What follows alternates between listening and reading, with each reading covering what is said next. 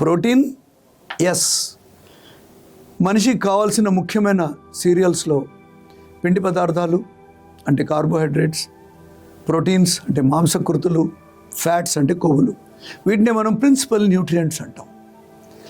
Protein ఎంత కావాలి ఒక మనిషికి? 1 కిలోగ్రామ్ బాడీ వెయిట్కి 1 గ్రామ్ కావాలి. అదే ప్రెగ్నెంట్ లేడీ, లాక్టేషన్ అంటే పాలు ఇచ్చే లేడీకి 1.2 to 1.7 గ్రామ్స్ పర్ కేజీ కావాలి.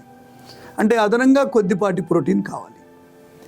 అయితే మనం రెగ్యులర్గా తినేటువంటి యావరేజ్ ఇండియన్ ప్లేట్లో ప్రోటీన్ మనకు దొరుకుతుందా?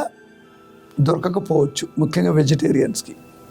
ఒక కోడిగుడ్డులో 4 నుంచి 5 గ్రామ్సే ఉంటుంది ప్రోటీన్.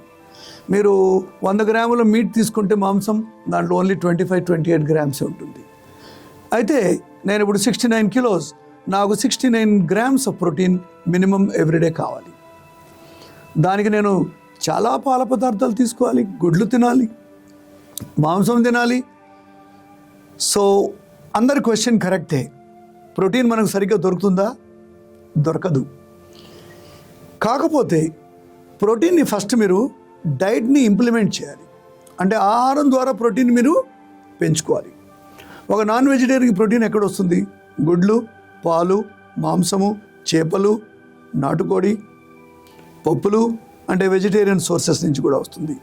ప్రతిరోజు అన్నీ ఉంటాయి మన ఆహారంలో? ఉండకపోవచ్చు. ఒక వెజిటేరియన్స్కి పాల పదార్థాలు, తర్వాత పప్పులు, తర్వాత లెంటిల్స్ అంటాం, బొబ్బర్లు లేదా అలసందులు, తర్వాత చిక్కుడుకాయలు, ఇవన్నీ రోజు తింటేనే ప్రోటీన్ రాగలదు. భారతీయులకి దాదాపుగా అందరికీ కొద్దిపాటి ప్రోటీన్ తక్కువ అవుతుంది. అవసరమైతే అప్పుడప్పుడు ప్రోటీన్ పౌడర్స్ని తీసుకోవచ్చు, కానీ డాక్టర్ సలహాతో.